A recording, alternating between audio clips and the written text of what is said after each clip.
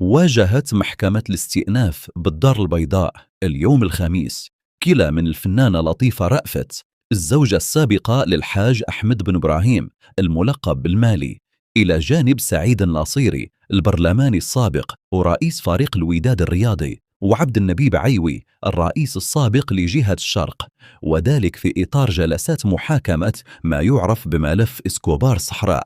وخلال المواجهة صرح سعيد الناصيري أن لطيفة رأفت سبق أن حضرت إلى مدينة زاكورا، حيث تكفل شخصيا بنقلها إلى الفندق وأداء مصاريف سفرها للمشاركة في مهرجان محلي، مضيفا أنها كانت بحسب قوله تحيي سهرات مجانية وتتكفل بجلب الفتيات. في المقابل نفت رأفت بشكل قاطع هذه الادعاءات، مؤكدة أن إدارة المهرجان هي اللي تكفلت بمصاريف مشاركتها، وأن علاقتها بالناصيري لم تتجاوز ما كانت تسمع عنه من طليقها الحاج ابن إبراهيم، مشددة على أنها لم تلتقيه سوى مرتين فقط، وطالبت الفنانة من الناصيري تقديم دليل واضح على تصريحاته أمام المحكمة بعد أدائه القانوني.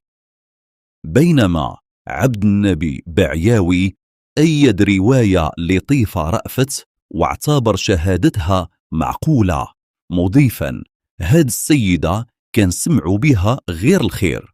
وخلال شهادتها أمام المحكمة أكدت لطيفة أنها لا تجمعها أي قرابة أو عداوة مع باقي المتهمين، وأنها أقسمت أمام المحكمة على قول الحقيقة، وأوضحت أنها تعرفت على ابن إبراهيم سنة 2013 من خلال مكالمة هاتفية لتنظيم حفل فني، لكنها رفضت إحياؤه داخل منزله لأنها لا تنظم حفلات خاصة. وبعد أسبوع حضرت حفلا في زاكورا نظم بدعوى من الفنان عبد الرحيم الصويري، وأكدت أن تمويله كان من طرف بن إبراهيم.